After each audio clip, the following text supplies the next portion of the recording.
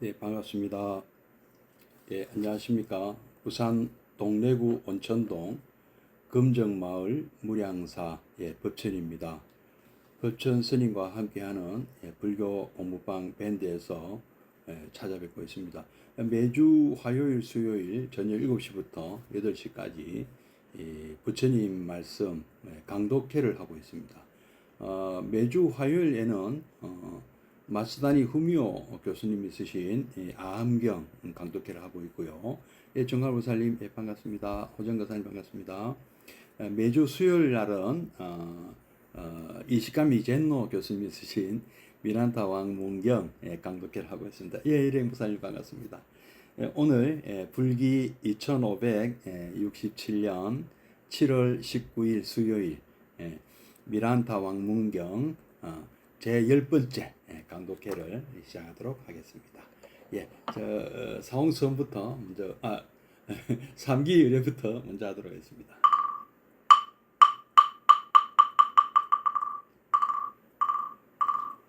거룩한 부처님께 귀합니다.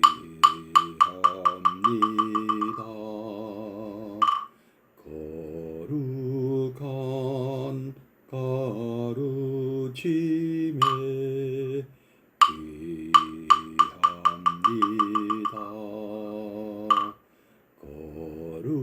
거룩한 승가에게 귀합니다.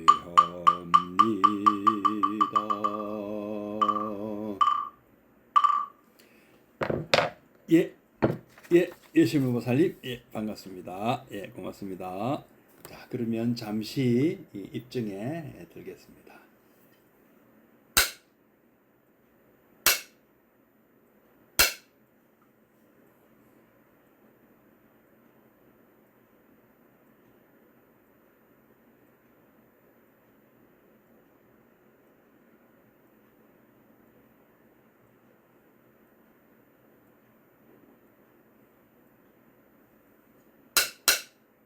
입증 바로.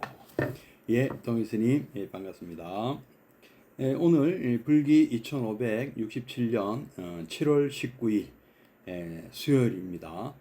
미란타왕 문경 강독회 10번째 시간을 시작하도록 하겠습니다. 수정호 부사님, 반갑습니다.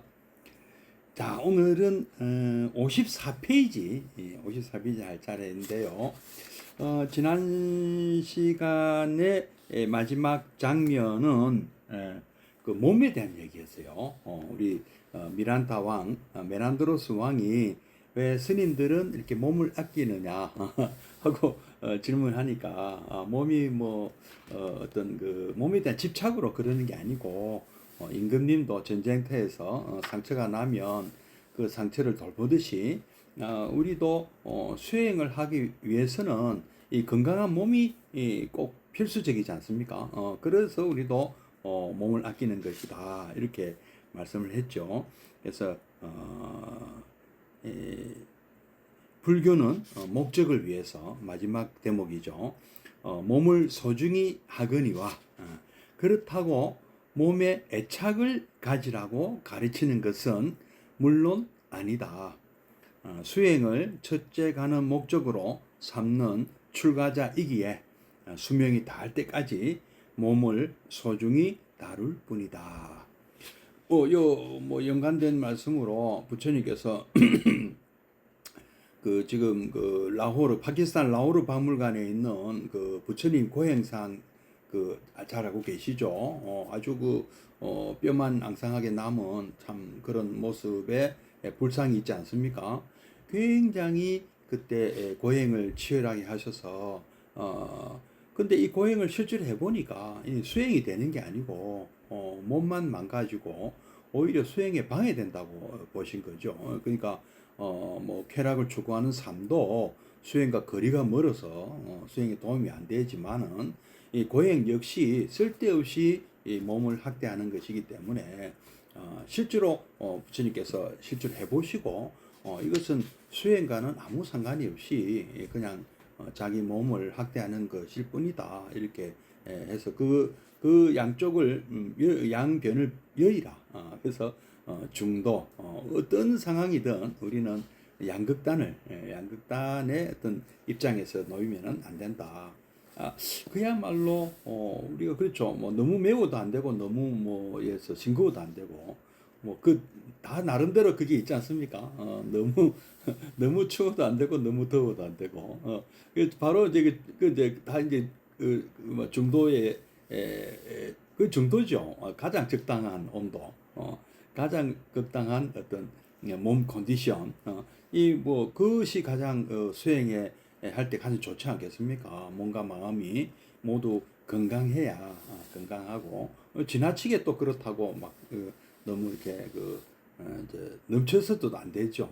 너무 막 넘쳐서도 안 되고 그렇다고 또 부족해서도 안 되고 뭐 이런 것이 아니겠습니까? 자, 오늘은 54페이지, 54페이지 한번 이제 이 평등, 평등 이 참 재밌는 주제죠. 평등에 대해서 한 내용입니다. 한번 같이 한번 읽어보도록 하겠습니다. 갖가지 모습. 작은 제목은 인간의 특성. 이상하게도 하기는 뭐 별로 이상할 것도 없을지 모르나 인간이라는 것은 참으로 천차만별이다. 처음 외국인들을 보면 여러 사람의 얼굴이 모두 같아 보여서 구별이 안 되지만 그것도 익숙해지면 서로 다르다는 것을 깨닫게 된다. 더욱 같은 나라 사람인 경우 처음부터 100이면 100이 모두 다른 것은 말할 나위도 없는 일이다.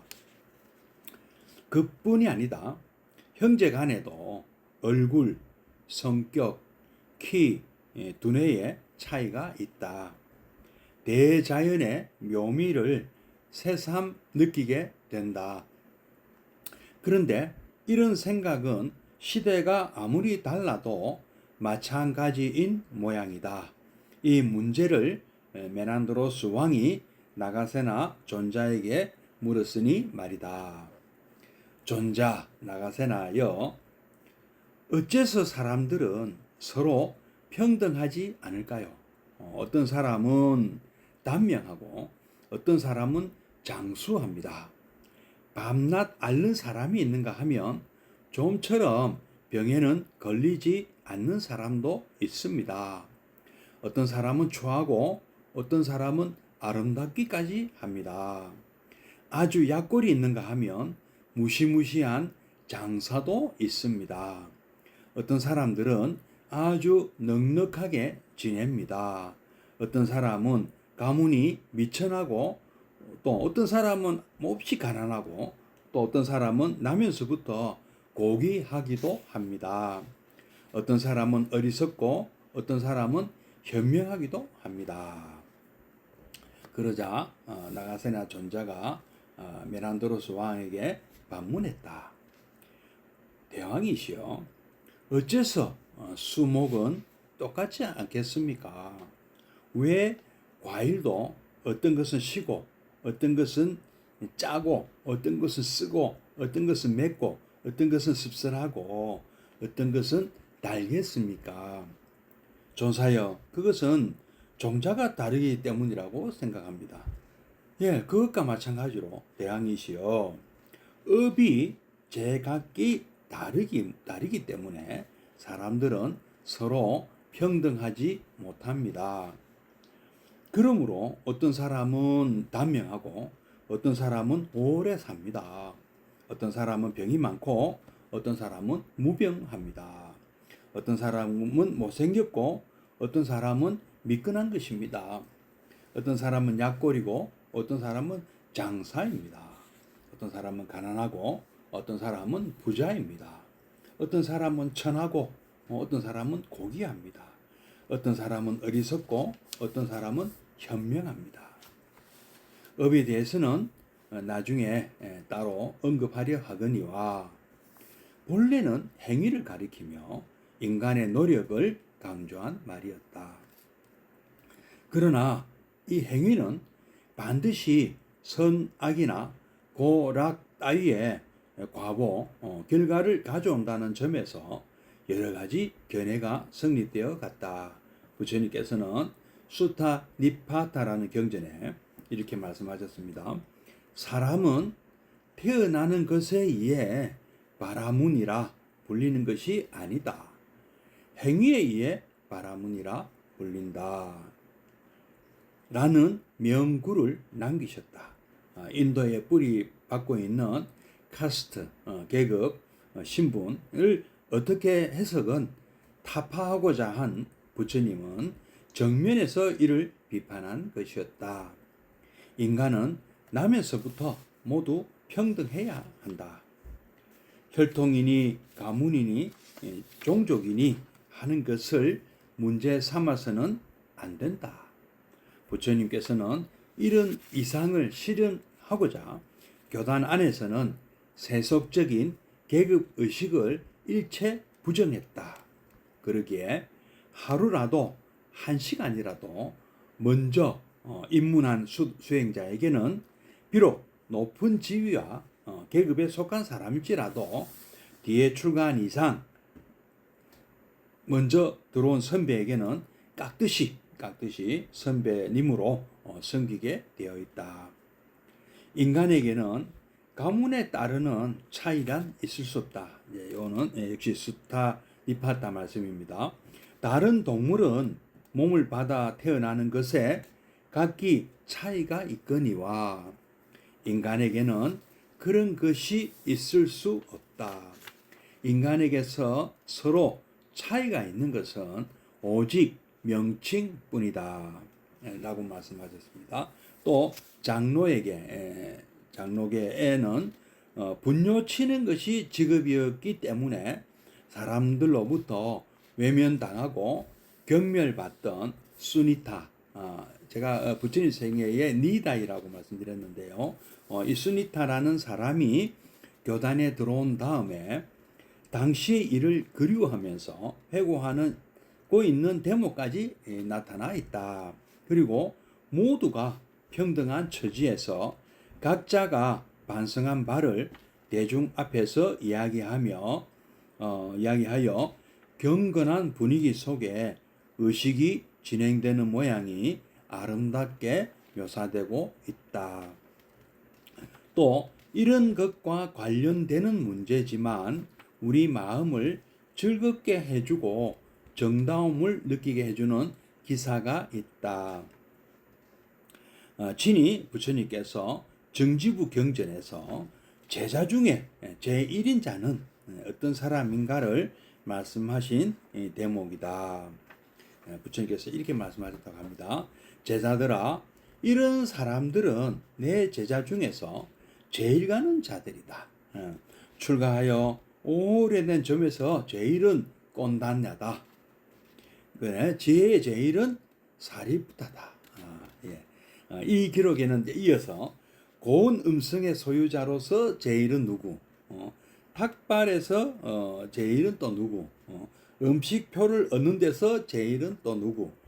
친구를 까는데 제일, 또 의외로 여겨지는 제일이 꽤 많이 있다. 우리가 알고 있는 설법 제일,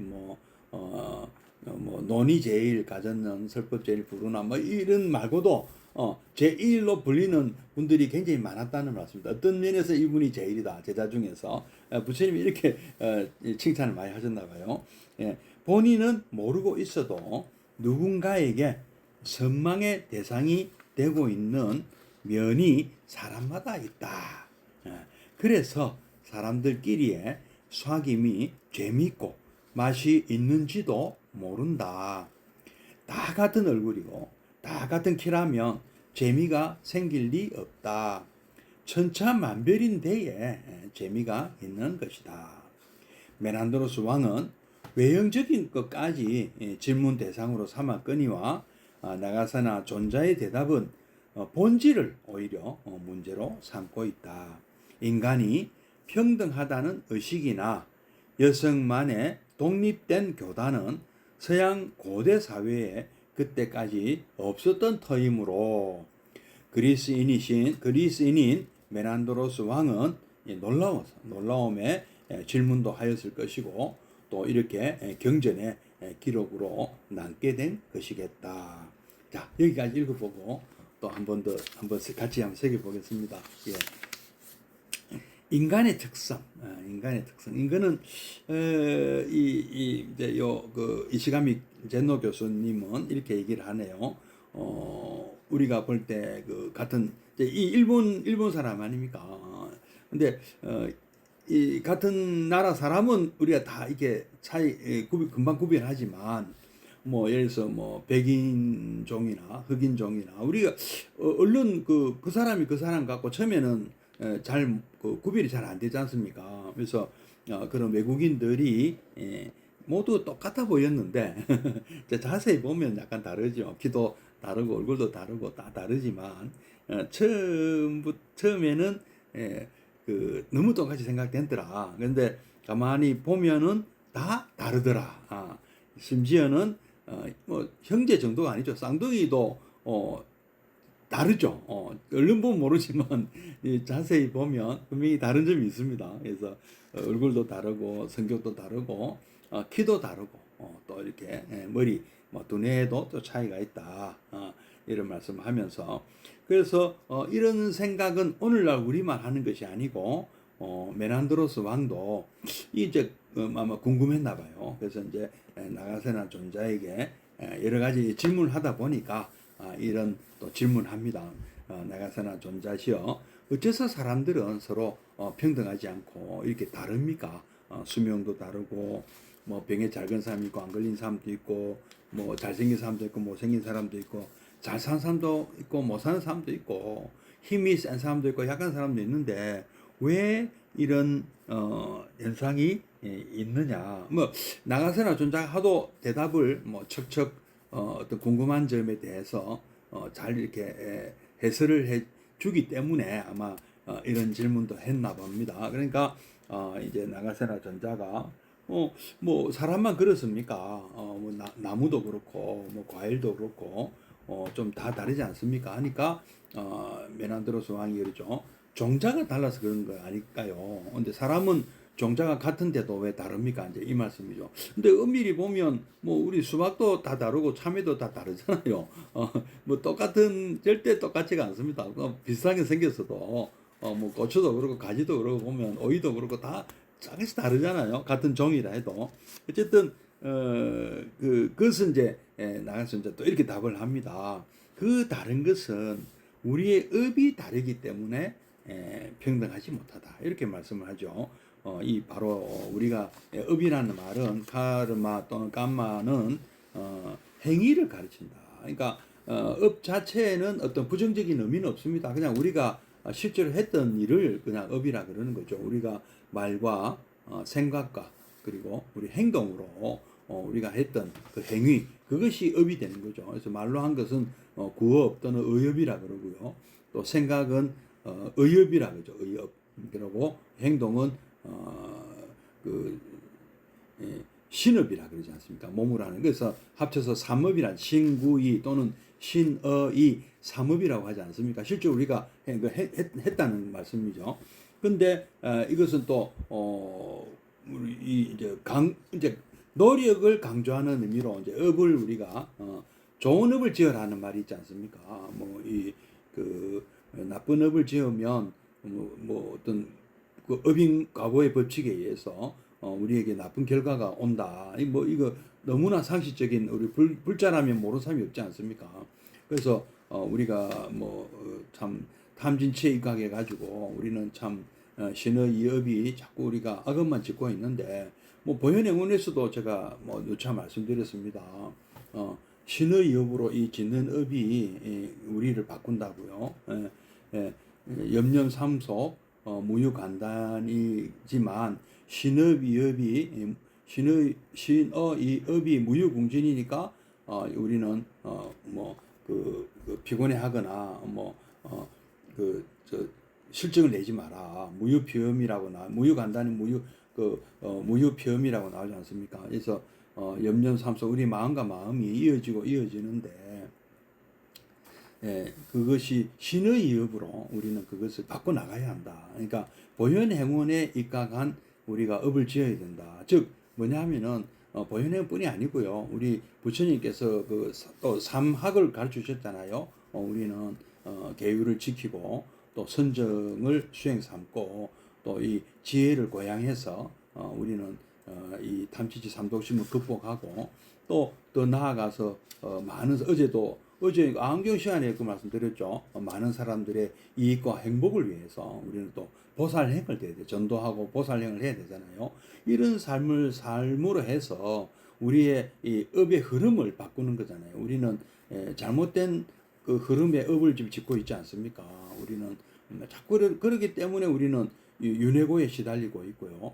윤회고의 그 12연기에 의해서 우리는 자꾸 잘못된 업을 짓고 있는 거죠. 그런 식으로 생각이나 말이나 행동이 자꾸 잘못된 방향으로 가고 있는데 그것을 과감하게 끊어서 그 흐름을 우리가 바른 흐름으로 바꿔야 된다. 생멸문에서 뭐 해탈문 또 진여문으로 진여의 세계로 이렇게 흐름을 바꿔야 되지 않습니까? 그 바로 이제 그런 노력을 이제 우리가 업을 고쳐 지음으로써 그래서 밀교에서는 그걸 또 삼밀가지라고 또 표현하는 것 같아요. 삼밀 삼밀이 내나 삼업이거든요. 삼업을 밀교식으로 하는 것을 이제 삼밀이라 하지 않습니까? 그 삼밀가지라는 용어가 이제 거기서 나오지 않느냐 것 같은데요. 예. 자, 그래서 우리가 하는 이 업은 신의 이 업은 반드시 선악 좋거나 나쁘거나 고락 고통을 주거나 즐거움을 주거나 이런 과보를 업인이 이 업이 내가 지은 업이 원인이 되어서 그 과보로 내게 이런 것들이 온다. 물론 이제 업인이 바로 언젠가는 오죠. 연을 만나면 오죠. 그래서 어떤 조건이 연기법에 의해서 어떤 조건이 충족되면 그 인연으로 그 인연법으로 업인연이죠.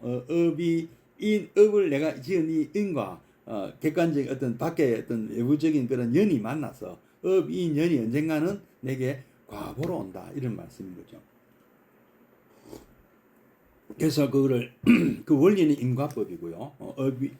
인에서 인과 과보의 과자를 합치면 인과법이 되는 것이고 또 그 업이 나중에는 과보로 온다 이제 그래서 또 업보라는 말도 쓰는 것이죠. 그래서 저희 또 이런 말씀하셨잖아요. 무아라는 말씀을 또 다른 식으로 표현할 때 작자는 있지만 작자는 없지만 업보는 있다고 하시잖아요. 그러니까 업보라는 것은 업을 짓고 그 결과가 지금 내게 자꾸 오고 있다는 것이잖아요. 그래서 이 업을 짓는 것을 바꿔야 그 과보로서의 나의 삶이 개선된다는 것이죠. 그래서 여러분들은 불자라면 자신이 짓는 업을 바꿈으로 해가지고 실질적으로 이 불교 수행이나 뭐 불교 신행이나 뭐 어떤 형태든 부처님 가르침을 일상에서 실천하는 이런 것으로 그걸 신행이라고 우리 하지 않습니까? 뭐 수행이 됐든 신행이 됐든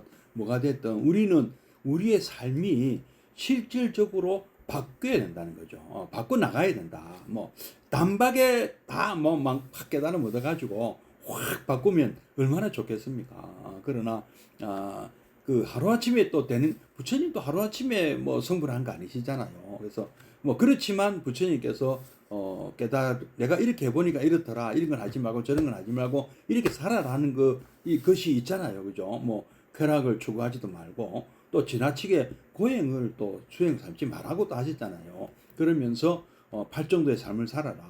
계율을 지키고 팔정도의 삶을 살아라. 그리고 보현행은 또 가르쳐 주셨잖아요.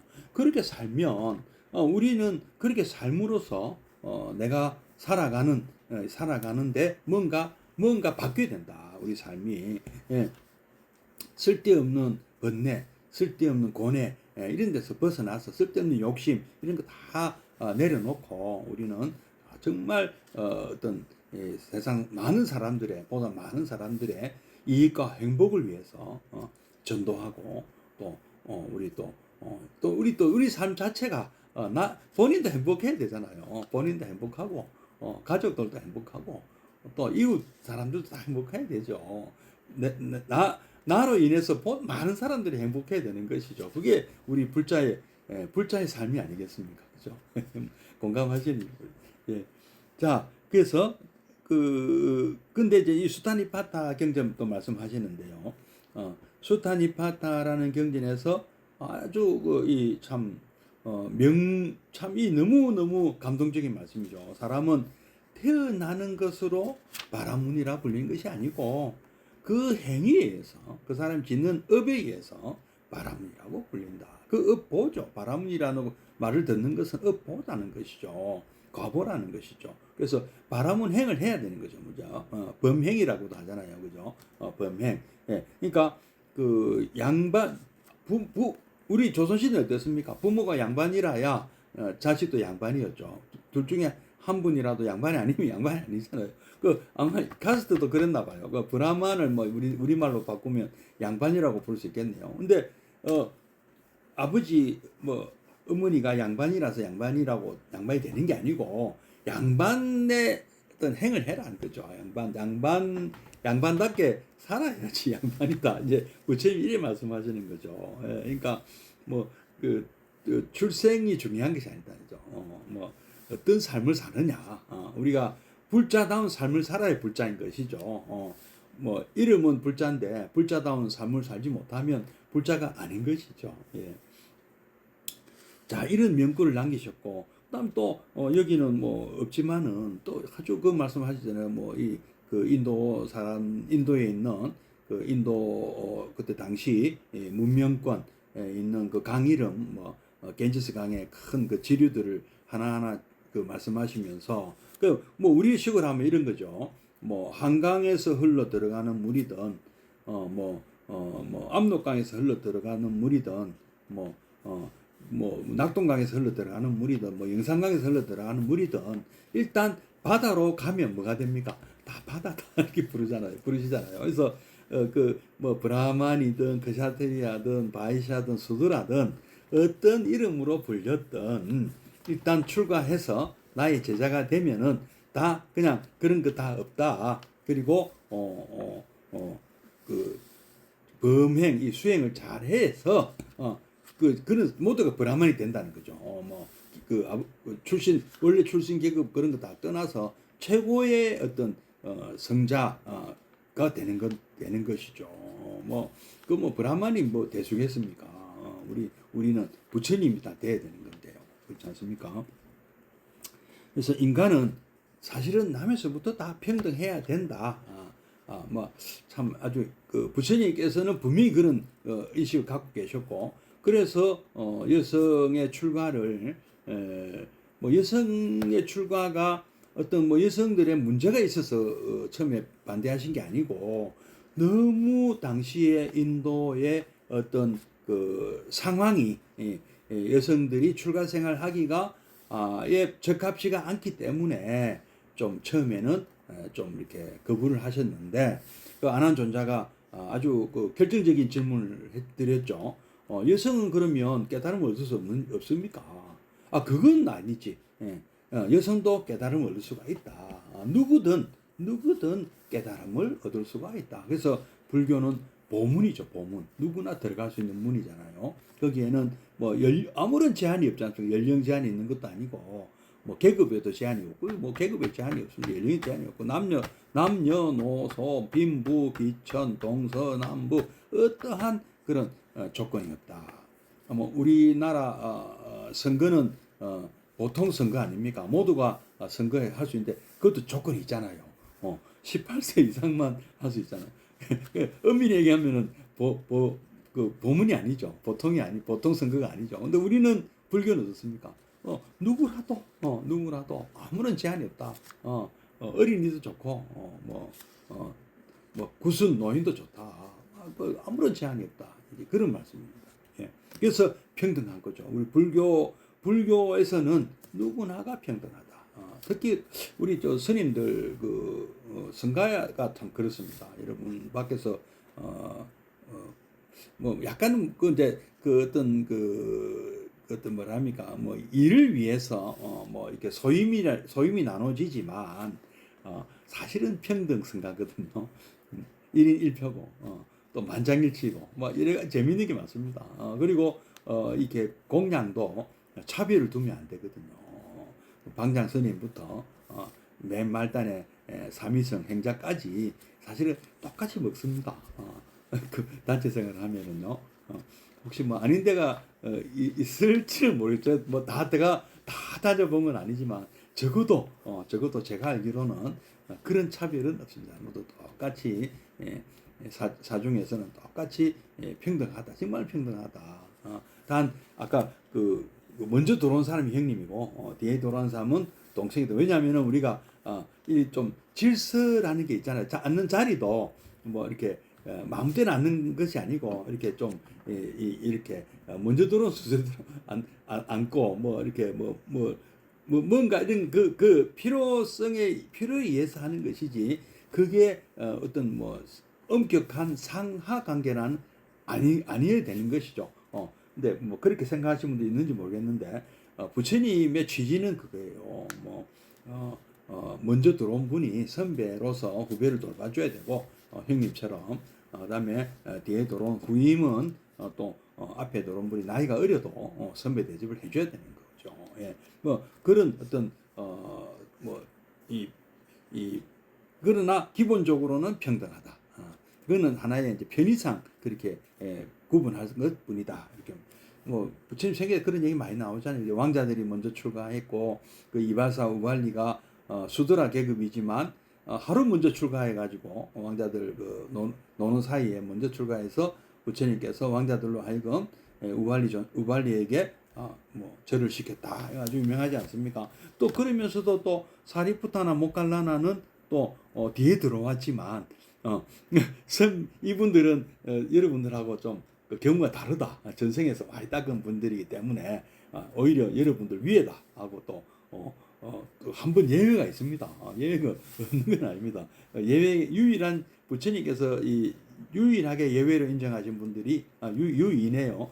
사리푸타와 모칼라나였습니다. 그만큼 이 사리푸타와 모칼라나는 정말 대단했던 분들 같습니다. 예. 예, 그리고 뭐 또 니다이 얘기도 나오고 있고요.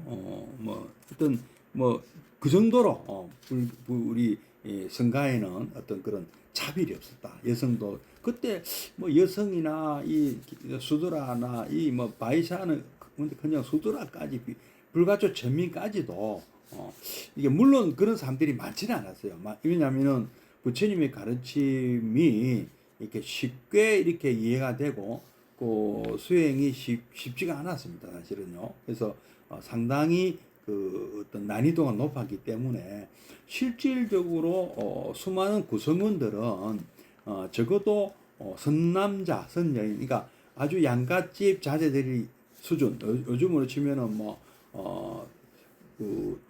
고졸 이상, 아니면 뭐 4년대 대학 이상, 뭐 이런 식의 어떤 상당한 그 지적 수준이 있어야만 그 진도를 나갈 수가 좀 있었던 것 같아요. 사실은 그렇지 않습니까? 좀 어렵지 않습니까? 우리가 그냥 쉽게 물론 우리가 가르쳐 주는 그 가르침도 많이 이렇게 개발이 돼 가지고 우리가 쉽게 이렇게 신앙생활을 할 수 있도록 좀 그런 면도 있습니다. 부처님께서 일부러 좀 그렇게 만드신 것도 있지만 이 아주 핵심 교리를 이해하는 것은 뭐 연기법이나 아까 뭐 이런 것들을 보면 참 쉽지가 않거든요. 이해한다는 게.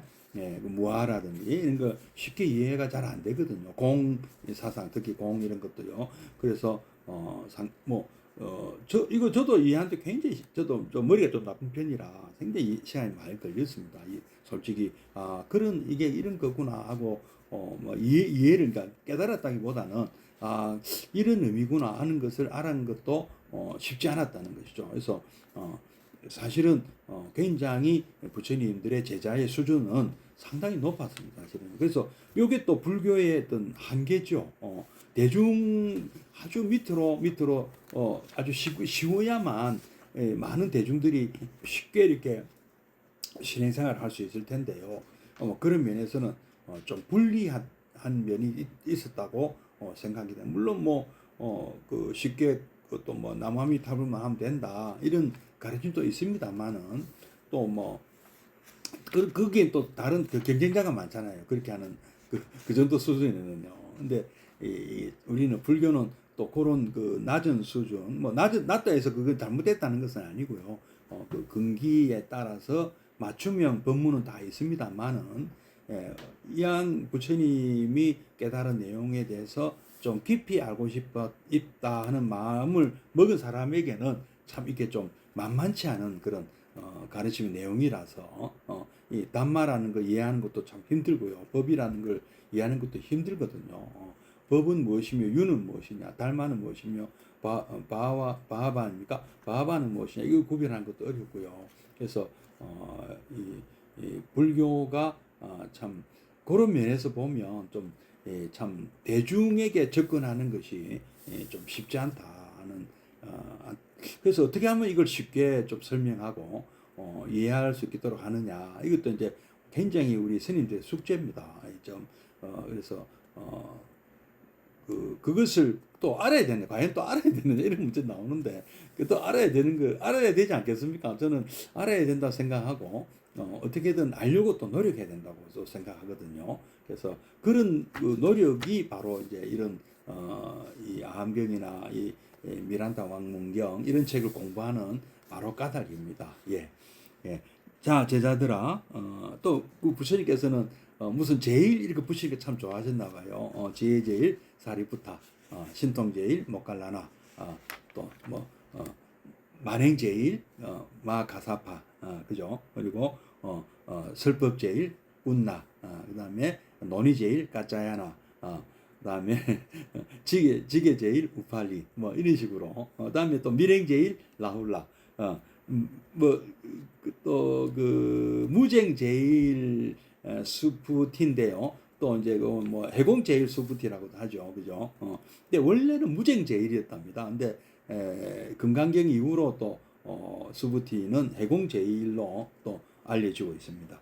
예. 그래서 그 외에도 고운 음성 목소리 제일 이런 것도 있었나 봐요. 또 탁발 제일 그다음에 친구 까는 친구 패는데 또 누가 제일이고 참, 그런데 이런 식으로 우리 사람들에게는 제각각 또 특기가 있다, 장기가 있다는 말씀이죠. 장기가 있고 특기가 있고, 그래서 근기가 다 다르다고 하지 않습니까? 예. 그래서 천차만별이다, 이 말씀입니다. 그리고 특히 이제 메난도르 스왕이 놀란 것은 여성 교단이 있다는 거죠. 지금 오늘날에도 여성 교단이 있는 종교가 거의 없습니다. 가톨릭도 엄밀히 얘기하면 신부님이 사제고 수녀님은 사제가 아니잖아요. 그리고 목사님도 여성 목사가 제도가 생긴 지가 얼마 안 된 걸로 알고 있습니다. 그죠? 그리고 불교조차도 심지어 미얀마나 남방에 가면 여성 비군이 교단이 없지 않습니까? 어느 순간에 소멸돼 버리잖아요. 그래서 참 다른 종교에서 볼 수 없는 그런 참 평등 사상, 이것은 놀라운 일 사실. 그래서 메난도르스 왕도 놀라웠다. 어떤 그런 것을 안 따지는 것을. 그리고 메난도르스 왕이 또 이렇게 불교에 관심 갖게 된 것도 인도의 카스트 제도는요. 정복자 외국인도 무조건 그 최하 계급 수드라예요. 외국인은요. 그러니까 브라만이 안 넣어줍니다. 브라만 그 자들이 안 넣어줘요. 그래서 외국인들은 무조건 불교 쪽에 붙을 수밖에 없어요. 외부에서 온 사람들은요. 이런 데가 다 있어. 그래서 이런 어떤 카스트를 인정하지 않는 불교에 관심을 갖게 된 것이죠. 그리고 그 정신에 대해서도 얼마나 이해를 했는지는 모르겠습니다만은 이것을 좀 신기하게 생각하고 또 수용을 또 할 수 있었던 것이죠. 자, 그다음 58페이지 읽어보겠습니다. 한탄. 감정은 상처를 준다. 한탄한다고 죽은 사람이 돌아오지 않는다. 한탄한다는 것은 참으로 무익한 일이다. 사람은 비록 100년이나 혹은 더 오래 산다 하더라도 이 수타니파타 말씀인데요. 친한 사람들을 잃어야 하고 자기도 이 세상을 떠나야 한다. 그러므로 성자에게 설법을 들은 사람은 죽은 사람을 만났을 경우 자기 힘이 미칠 바가 아님을 깨달아서 마음을 상하지 말아야 한다. 확실히 한탄하는 따위 희로애락의 감정은 인간만이 지니는 특권임에 틀림없다. 이 특권을 사용해도 된다는 그 사실을 의심할 여지는 없다. 그러나 모두가 함부로 감정을 드러내면서 매일을 살아간다면 더욱 풍파는 커질 것이다. 그러나 사람은 또 하나 남의 입장을 생각하고 마음을 쓸 줄 알아서 감정의 물결을 순탄하게 조정해 가기도 한다. 그러나 이런 것이 속에 고이면 인간에게 어두운 그림자를 던져줄 때도 있다. 슬퍼하는 것이 육신의 정을 나타내는 아름다운 모습인 경우도 있다. 하지만 언제까지나 슬퍼만 하고 있다는 것은 참말로 어버이를 또는 자식을 생각하는 태도라 할 수는 없을 것이다. 아주 또 유명한 경전 말씀이 나오는 출요경에 나오는 얘기인데요. 아들과 단둘이 살고 있던 어머니가 그만 아들을 잃었다. 어머니는 슬퍼서 죽은 아들을 품에 안고 반 미쳐 거리를 방황했다. 부처님은 그때 제타와나 기원정사에서 법을 설하고 계셨는데 거기에 그 어머니가 나타나 자식을 빼앗긴 자기를 구해달라고 회사했다. 그 붓다는 그 여인에게 거리에 가서 불씨를 얻어오라고 일렀다. 불씨를 얻어오되 아직 사람 죽은 일이 없는 집에서 얻어오시오. 그 어머니는 한 집 한 집 찾아다니면서 불씨를 얻고자 했다. 그러나 어디에도 사람이 죽은 일이 전혀 없는 집이란 없었다. 마침내 지쳐버린 여인은 두 어깨가 축 늘어져 돌아와 사정을 털어놓았다. 그제서야 부처님은 너무 집착하고 있는 여인을 부드러운 말로 하이르셨다. 제가 참 이 말씀은 참 많이 드립니다. 이제 주로 여기까지 읽겠습니다. 참 마지막 이 스토리는 우리가 기복 종교라고 좀 종교는 기복 종교에 대해서 조금 이렇게 좋지 않게 생각하시면 많지 않습니까? 그러나 한번 돌이켜 보면은요, 이 어머니처럼 아들을 잃은 이 어머니처럼 우리는 기복을 갖고 종교를 구하게 됩니다. 절이든 교회든 성당이든 이런 기복 없이 찾아오는 분들이 계십니까? 그냥 내가 진리를 탐구하기 위해서 생로병사를, 그러니까 생로병사의 어떤 고가 자기 자신에게 닥쳤기 때문에 그것을 어떻게든 좀 회피해 보려고 그게 기복이잖아요. 그래서 오잖아요. 근데 부처님께서는 그냥 우리는 그런 죽은 사람 살려주는 것이 아닙니다. 이렇게 답하시지 않으셨잖아요. 일단 아기는 그 죽은 아들은 내한테 맡겨놓고 집집마다 다니면서 구해온다. 이렇게 본인이 알아서 깨닫도록 해주셨잖아요. 바로 우리 불교는 이런 종교죠. 위로해주고 대안을 제시하는 종교입니다. 어떻게 그럼 이제 죽은 사람을 살려내는 종교가 아니에요. 우리는 이런 이제 다음 수요일 날 또 더 이어서 하겠는데 앞에 한번 다시 이제 맨 앞으로 돌아가서 한번 새겨보겠습니다. 이 감정이라는 것은 우리 사람에게 상처를 준다. 한탄한다고 죽은 사람은 돌아오지 않는다. 그렇죠. 이 출류교 말씀도 그렇지 않습니까? 울고불고 한다고 죽은 사람이 돌아오나요? 그래서 우리는 언젠가는 애별이고를 해야 되잖아요. 그죠? 아무리 사랑하는 사이라 해도 헤어져야 합니다. 가족이든 친구든 또 뭐 가까운 참 이 세상에 나를 인정해 주는 분은 이 한 분밖에 없었는데, 우리 나를 가장 사랑해 주는 줄 알았던 외할머니도 돌아가시고, 뭐 이렇게 아주 나를 아껴주는 분들이 한 분 한 분 떠날 때 우리는 얼마나 마음이 아팠습니까? 더군다나 이 아까 그 출력에 나오는 이 여인의 심정은 같은 심정이 아닌 사람은 이해를 못하죠. 자식을 잃은 그 슬픔은 그 똑같이 자식을 잃은 사람이 아닌 다음에는 알 수가 없는 것입니다. 뭐 조부모님이나 뭐 부모님이 돌아가신 건 또 다르더라. 차원이 다르다더라고요. 또 형제도 그렇고요. 자식은 더하다고 합니다. 예. 그래서 이 어떤 이렇게 한탄이라든지 이런 희로애락의 감정은 인간이 갖는 특징이다. 그죠? 또 인간은 또 무엇을 또 갖고 있습니까? 내일이라는 것이 있다는 것을 알고 있는 동물 같아요. 그죠? 짐승이죠. 짐승들은 내일이 있다는 것을 알까요? 언젠가 자기가 죽는다는 것을 알까요? 글쎄, 아는 것 같기도 하고, 때로는, 그죠? 죽음을 두려워하는 거 보면, 죽음이 어떤 거라는 것을, 모르지 않는 것 같아요. 알긴 않는데, 그러나 어떤 그 희로애락의 감정을 참 우리는, 이렇게 표현을 하잖아요. 인간은, 그죠? 이거는 짐승도 하긴 하는 것 같아요. 희로애락. 우리 인간처럼은 알겠지만은, 그런데 또 사람은 또 어떻습니까? 감정의 동물만은 아니죠. 이성의 또 동물이잖아요. 우리가 그 전도선언 배울 때 그랬지 않습니까? 감정에 호소하지 말고 이성에 호소하라고 부처님께서 가르치신다고. 그죠? 그래서 어쨌든 이 감정이라는 것은 때로는 우리 아름답기도 하지만 참 이 사람으로 하여금 우리가 그 49제 같은 걸 하면서 차츰차츰 우리가 탈상을 하는 그 과정이잖아요.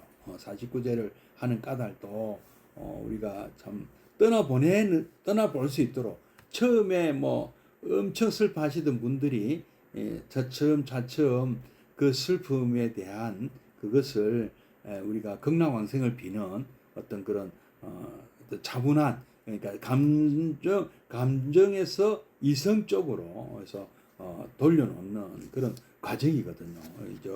지금 또 우리 백중 천도제도 하고 있는데요. 역시 그런 과정이라고 저는 생각합니다. 예.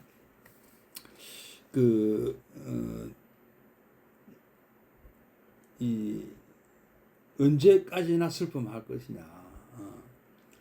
우리 사는 사람 또 살아야 된다. 이런 말씀도 하잖아요.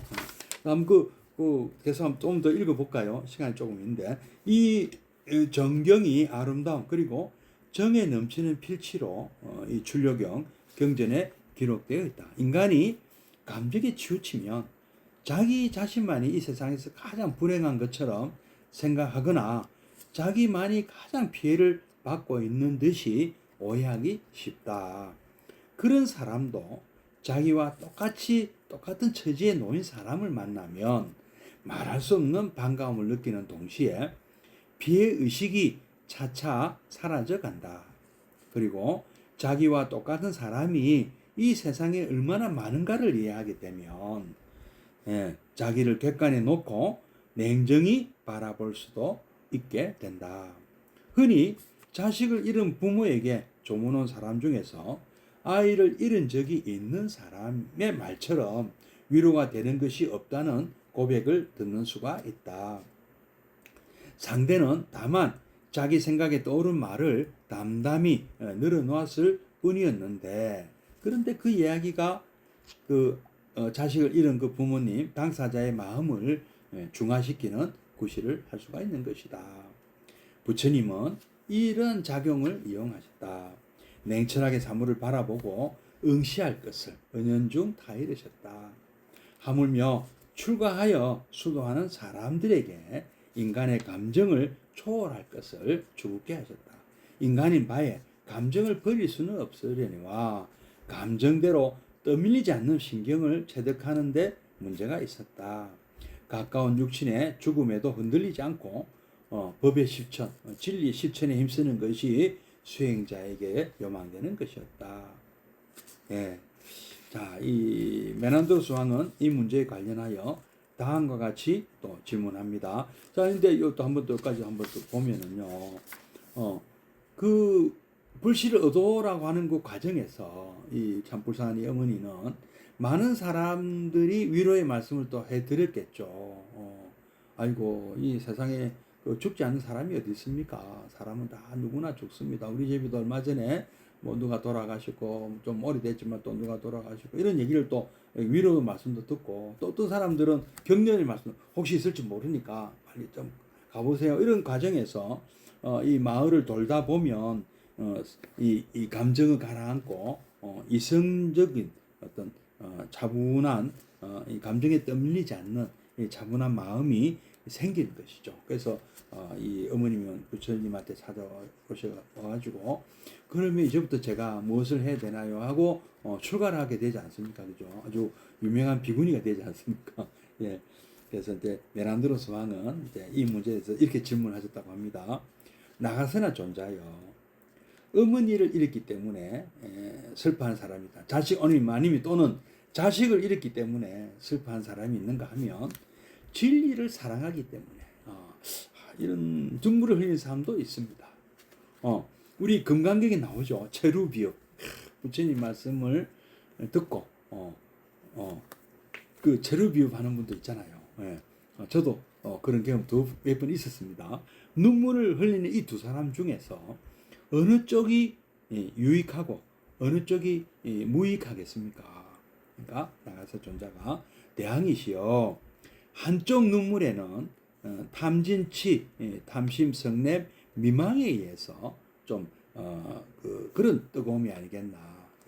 그러나 다른 한쪽에는 또 기쁨과 즐거움에 넘치는 그런 또 냉정함이 있다.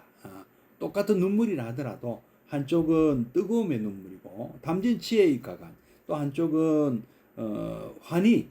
환희작약도 나오잖아요. 다 계대환희 했잖아요. 그죠? 체르비읍도 하고 계대환희도 하잖아요. 울었다 웃었다 막 이러잖아요. 부처님 말씀 듣고 감동받은 사람들은요.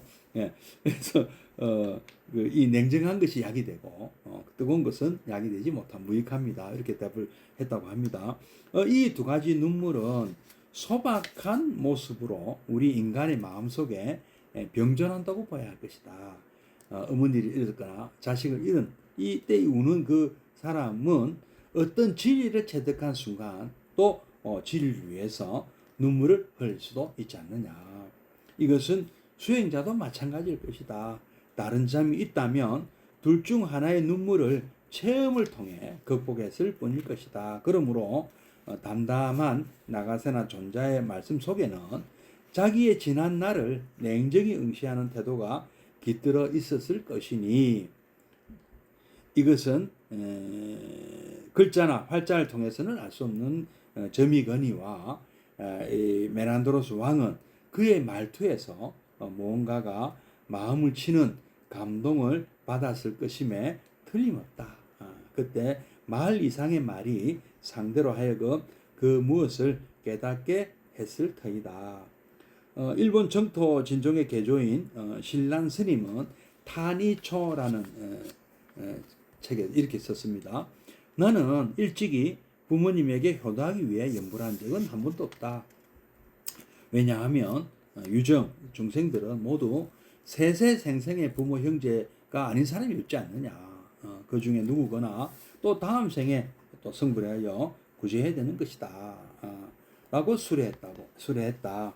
부모를 위해서는 한 번도 연불한 일이 없다고 말하고 있지만 부모를 잊고 대수롭지 않게 여긴다는 의미는 물론 아니다. 부모는 자식에게 모든 희망을 걸고 자식은 부모의 그늘 밑에 들어감으로써 마음을 놓는다. 그러기에 부자나 모자 간의 유대는 끊을래야 끊어지지 않는다. 이런 부자나 모자의 관계가 포개지고 확대된 것이 인간관계다. 크게 눈을 뜨고 바라볼 때 모든 사람이 부모님이고 모든 사람이 형제고 자녀인 까닭이다. 그러기에 자기 부모만을 부모로 생각하는 것은 집착이 된다. 인간관계를 진실하게 추구하고 바로 바라볼 때 내가 이렇게 여기에서 살고 있는 것은 다른 모든 사람들의 덕택임을 알게 되고, 이런 이해가 바로 법, 진리를 사랑하는 것과 연관을 맺게 되는 것이다. 나가서나 존자의 짧은 말을 신란 스님이 부연했다도 좋을 것이다. 이렇게 모든 중생을 위해 법을 실현코자 하는 태도의 밑바닥에는 불교 특유의 자비 정신이 흐르고 있는 것이다. 그렇죠. 우리 부처님은 우리를 모두 부모님처럼 대하시고요. 우리 모두를 자신의 자녀처럼 대하시잖아요. 그래서 부처님의 자비는 대자대비잖아요. 그러면서 우리의 성장을 기뻐해 주시고 우리 스스로 일어서기를 성불하기를 바라죠. 그래서 부처님은 대자대비 대희대사잖아요. 사무량심을 갖고 계신 분이잖아요. 이런 부처님의 우리 마음, 우리 사무량심, 대자대비, 대희대사. 우리 역시 그걸 따라 배워야 됩니다. 우리 모든 이 세상 부모님들이 다 내 부모님이요.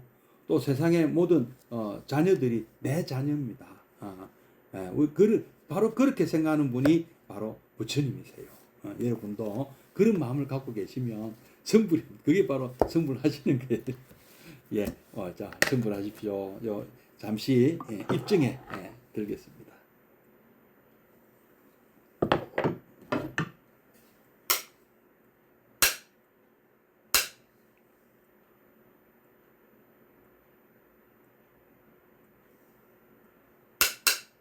입증 바로 사홍선언으로 마치도록 하겠습니다.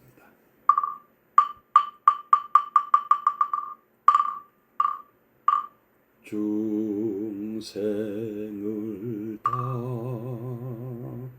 건지오리다 번뇌를 다 끊으오리다 법문을 다 배우오리다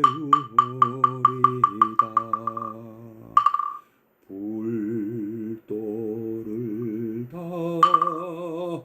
이루오리다.